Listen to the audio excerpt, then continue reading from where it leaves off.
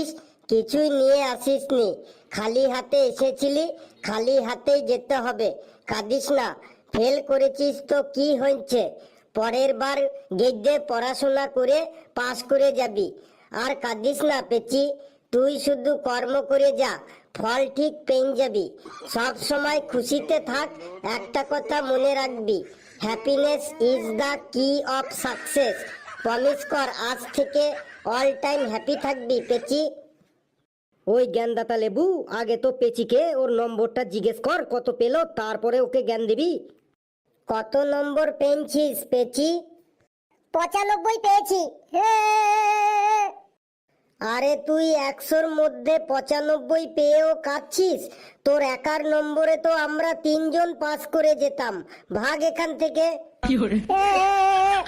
Sir, এবার আমার খাতাটা রিচেক করুন। তুই খাতা নিয়ে আয় আমার